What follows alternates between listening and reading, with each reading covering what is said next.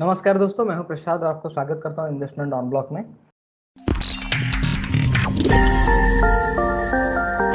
अभी जानते हैं कि मार्केट बिहेवियर क्या होता है। अभी तो हमें पता चल गया इन्वेस्टर बिहेवियर क्या होता है। अभी मार्केट बिहेवियर के बारे में जानते हैं।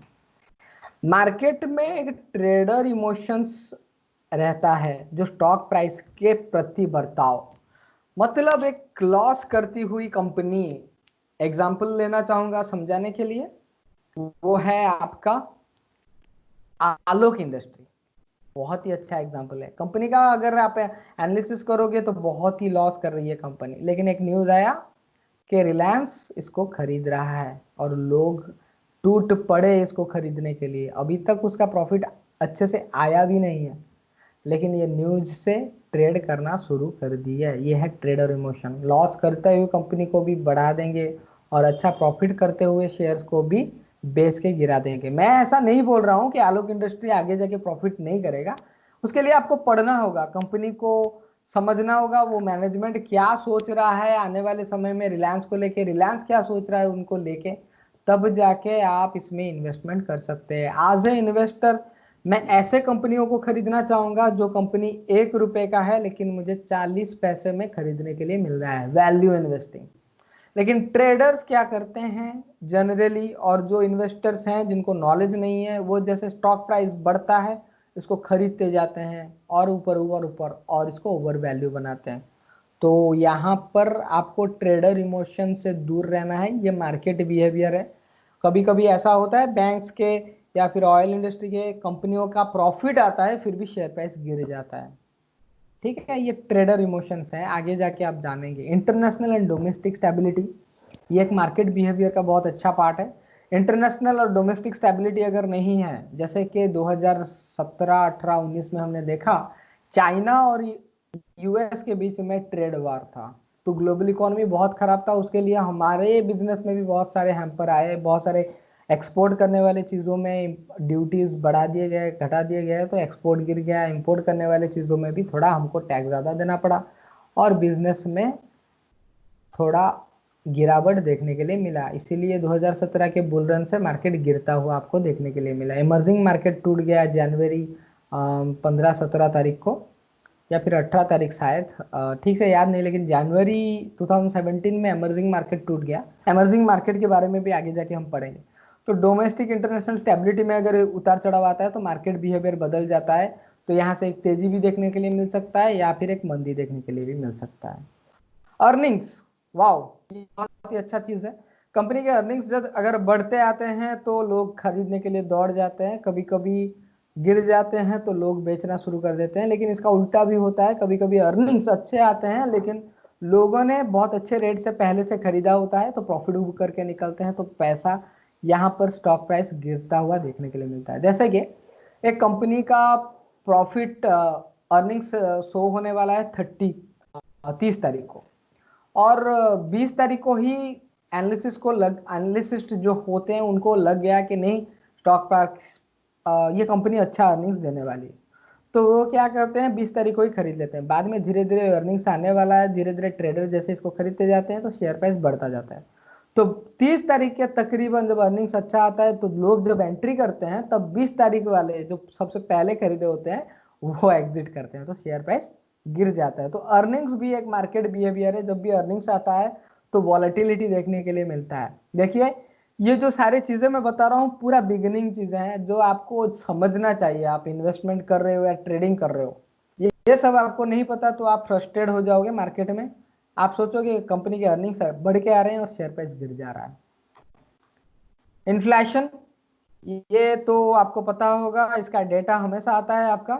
तो इन्फ्लेशन जब आता है डेटा तो मार्केट में उतार चढ़ाव देखने के लिए मिलता है। ये डेटा आपको क्वार्टरली मिलता है सीपीआई, कंज्यूमर प्राइस इंडेक्स से।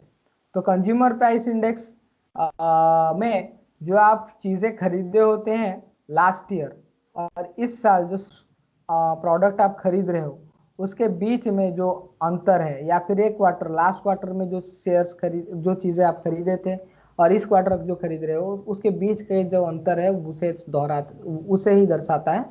तो जब कभी भी इन्फ्लेशन बढ़ता है तो लोगों का खर्चा ज़्यादा बढ़ जाता है, तो लोग खर्चा करना कम कर देते हैं। इसी कारण क्या होता है, मार्केट में एक मंदी का पीरियड आ जाता है। इसीलिए इन्फ्लेशन डेटा अगर खराब आए तो शेयर प्राइस गिरता हुआ देखने के लिए मिलता है। तो इन्फ्लेशन डेटा जब भी आए तो आप थोड़ा चौकन्ना रहिए, तभी जाके आप मार्केट में पैसा कमा पाएंगे। इन्फ्लेशन डेटा को आप ट्रैक कीजिए तो मार्केट आपको समझ में आएगा, राइट। इसके बाद जो पार्ट है इंटरेस्ट रेट, ये इन्फ्लेशन से पूरा रिलेटेड है। आप अगर इन्फ्लेशन के बारे में ज़्यादा जानकारी लेना चाहते हो तो आगे चैप्टर में मैं ये सब डिस्कस करूंगा। इंटरेस्ट रेट पूरा डायरेक्ट कनेक्टेड है इन्फ्लेशन से। अगर इन्फ्लेशन आपको पता है तो इंटरेस्ट रेट भी पता होना चाहिए। इन्फ्लेशन पता है तो आपको पता होना चाहिए कि इंटरेस्ट रेट क्या है। इंटरेस्ट रेट क्या है, आरबीआई जब कभी भी लोगों के पास पैसा ज्यादा बढ़ जाता है, लोगों में मार्केट में लिक्विडेशन ज्यादा हो जाता है, तो वो इंटरेस्ट रेट बढ़ा देता है। सिंपल सी चीज है, ये एग्जांपल से बताऊंगा। लोगों के पास अगर ज्यादा पैसा है तो लोग ज्यादा ज्यादा चीजें खरीदेंगे, जो भी चीज खरीद रहे हैं उसको ज्यादा भाव देने के लिए भी पीछे नहीं हटेंगे, तो इससे कमोडिटीज का रेट बढ़ जाता है, राइट। तो वैसे ही आप जब कभी भी कोई चीज ज्यादा ज्यादा खरीदते हो तो उसका भाव बढ़ता है, वैसे ही कम खरीदो तो उसका शेयर प्राइस गिर जाता है। तो बैंक ये काम करता है कैसे, वो मॉनेटरी पॉलिसी में थोड़ा चेंज कर देता है, इंटरेस्ट रेट हाई या लो करता है। तो बाहर अगर इन्फ्लेशन ज्यादा है तो इंटरेस्ट रेट हाई कर देगा, तो एफडीज में ज्यादा रिटर्न मिलेंगे, और जिनको लोन दिया है कंपनी उसमें ज्यादा इंटरेस्ट लगा देंगे। तो कंपनियां जो प्रॉफिट बना रही हैं उसके ऊपर लोन्स भी लिए होंगे कंपनियां, तो उनको ज्यादा इंटरेस्ट पे करना पड़ता है, तो वो पैट के ऊपर इम्पैक्ट करता है, प्रॉफिट आफ्टर टैक्स। तो शेयर प्राइस गिरते हुए देखने के लिए मिलता है। और बाहर लोगों के पास पैसे कम होने के कारण लोग क्या करते हैं, कम चीजें खरीदते हैं। तो इंटरेस्ट रेट बढ़ाने पर लोगों के पास पैसा कम कैसे हो जाता है, सीधी सी बात है, कंपनी अगर प्रॉफिट कम करेगी तो खर्चा कम करेगी, सैलरी कम देगी, या फिर हो सकता है बोनस वोनस भी काट दे। कंपनी के पास जो पार्किंग है पैसा, वो जो अपने पास रख रही थी, तो एफडीज में ज्यादा रिटर्न मिल रहा है तो वो सेविंग के लिए बैंक के पास रख देगी। तो ऐसे क्या होता है, मॉनेटरी पॉलिसीज आप अगर जब जानेंगे तो आपको पता चलेगा इंटरेस्ट रेट हाई करने पर मार्केट नीचे जाता है, और इंटरेस्ट रेट गिर जाने पर मार्केट ऊपर जाता है। ऑयल प्राइसेस, ये तो एसेंशियल कमोडिटी है। जैसे भी जो कोई भी चीज आप खरीद रहे हो उसके पीछे तेल का हाथ है, क्योंकि आपको ट्रांसपोर्टेशन लगता है। ऑयल का प्राइस अगर बढ़े तो आपको ज्यादा खर्चा देना पड़ेगा, तो ऑयल का प्राइसेस जब भी बढ़ता है प्रॉब्लम आता है सारे सेक्टर के ऊपर। देखिए, इंटरेस्ट रेट बढ़ जाने पर सारे कंपनियां गिर नहीं जाते, जो कंपनियां बिना लोन के चल रही हैं उनको क्या प्रॉब्लम है, समझ रहे हैं ना। तो वो कंपनियां, कोई भी प्रॉब्लम नहीं है। वो कंपनियां जब सारे कंपनियां लॉस कर रही होंगे तो उस टाइम में वो थिटन इनके लिए अपॉर्चुनिटी बन जाएगा, क्योंकि एम्प्लॉय को अच्छा पैसा देंगे, एम्प्लॉय ज्यादा अच्छा काम करेंगे, और ये अच्छे अच्छे क्वालिटी प्रोडक्ट भी लॉन्च कर सकते हैं उस समय मंदी के टाइम में। वैसे ऑयल प्राइसेस जब बढ़े, कच्चे तेल का प्राइस जब बढ़े, तो सारे सेक्टर गिरने जाते, कुछ कुछ सेक्टर होते हैं प्रॉफिट बनते जाते। ये कोरिलेशन कहा जाता है कमोडिटी और इक्विटी के बीच में। इसके ऊपर भी हमने चैप्टर्स बनाए हैं, आगे जाके पढ़ेंगे। तो ऑयल प्राइसेस भी मार्केट बिहेवियर है। जब भी इसमें वॉलेटिलिटी दिखेगा तो आपका मार्केट के बिहेवियर में भी वॉलेटिलिटी दिखेगा। एम्प्लॉयमेंट डेटा, सीधी सी बात है सर, लोगों को अगर नौकरी नहीं मिलेगा, नौकरी जा रहा है, तो लोगों के पास पैसे कम आएगा, लोगों के पास खर्चा कम करने लगेंगे, तो कंपनियों का प्रोडक्ट नहीं बिकेगा, प्रॉफिट आफ्टर टैक्स गिरता जाएगा, उसके शेयर्स नहीं खरीदेंगे। तो एम्प्लॉयमेंट डेटा के ऊपर भी आपको नॉलेज रखना है। क्वार्टरली आता है डेटा, हाफ ईयरली आता है, और एनुअल डेटा आता है, इसको भी आप मॉनिटर करना है। देखिए, ये सारे चीजों को आपको हमेशा देखते रहना है, उसको रिलेट करना है। जनरली शेयर मार्केट में जो लोग एंट्री करते हैं ये सारी चीजें नजरअंदाज करते हैं। वो क्या करते हैं, शेयर प्राइस कुछ टिप्स मिला खरीद लिए, बढ़ रहा बेच लिए। लेकिन आप अगर ये सब डेटा को लेके आप एनालिसिस करके शेयर पकड़ोगे और कुछ भी चीजें हैं, तो आप मुनाफा करने का ज्यादा चांसेस है। अगर आप फंस भी जाते हो तो आपको पता है क्यों फंसे हो और कैसे एग्जिट करोगे।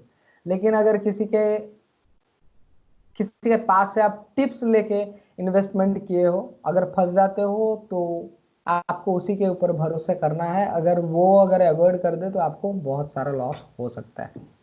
कंज्यूमर स्पेंडिंग, सीपीआई इंडेक्स मैंने बताया। लोगों के पास अगर पैसा कम है तो खर्चा कम करेंगे, खर्चा कम करेंगे तो प्रोडक्ट्स कम बिकेगा, सर्विसेज कम बिकेगा, तो ऑटोमेटिकली कंपनी के अर्निंग्स गिरेंगे। देखिए कंपनी के अर्निंग्स के ऊपर ये सारे चीजें डायरेक्ट इंपैक्ट करते हैं, पहले पॉइंट को छोड़ के। ये ट्रेडर इमोशन है, ये कुछ भी कर सकते हैं, प्राइस अप एंड डाउन कर सकते हैं, ये एक मार्केट बिहेवियर डिफरेंट टाइप का है। लेकिन ये सारे जो डेटाज हैं ये इन्वेस्टर के लिए बहुत ही इंपॉर्टेंट है, ये फंडामेंटल डेटाज हैं। फंडामेंटल एनालिसिस करने वाले ये सब डेटा को हमेशा वॉच करते रहते हैं, देखते रहते हैं, ना ही सिर्फ अपने देश का बल्कि दूसरे देशों का भी वो नजर में रखते हैं। इंटरेस्ट रेट क्या चल रहा है वहां पे, आईटी कंपनी या हो या फिर कोई भी सेक्टर का अर्निंग्स कैसे आ रहा है। क्योंकि देखिए बाहर अगर आईटी कंपनियों के अर्निंग्स गिर के आ रहे हैं तो डेफिनेटली ये हमारे सेक्टर के ऊपर भी इंपैक्ट करेगा, हमारे देश के आईटी सेक्टर के ऊपर। कंज्यूमर स्पेंडिंग अगर गिर रहा है तो एफएमसीजी प्रोडक्ट के ऊपर तो मार लगेगा ही। तो अगर ये यूएस में हो रहा है तो उसका इंपैक्ट धीरे धीरे इंडिया की तरफ भी आएगा। तो जो कोई भी एटीट्यूड बदलता है कोई भी देश या फिर उसके पॉलिसीज में चेंज करता है, ना ही सिर्फ उसी देश में वो इंपैक्ट आता है, वो आपके देश में भी आता है और आपकी कंपनियों पे भी आता है, वो डायरेक्ट आपके पोर्टफोलियो में भी रिफ्लेक्ट करता है। तो चलिए, मार्केट बिहेवियर में मैंने आपको आज सिखाया इन्वेस्टर बिहेवियर और मार्केट बिहेवियर, इन्वेस्टर साइकोलॉजी और मार्केट साइकोलॉजी। आशा करता हूं ये चैप्टर में आपको बहुत सारी चीजें जानने के लिए मिले होंगे। अगर चैनल को सब्सक्राइब नहीं किए हैं सब्सक्राइब करें और बेल आइकन को दबाएं। अगर ये नॉलेज आपको अच्छा लगा है तो लाइक करें, अगर अच्छा नहीं लगा है तो डिसलाइक करें, लेकिन करें जरूर। ट्यून बनाए रखें क्योंकि दूसरा पार्ट इसका आने वाला है। Thank you very much. Investment on blocked.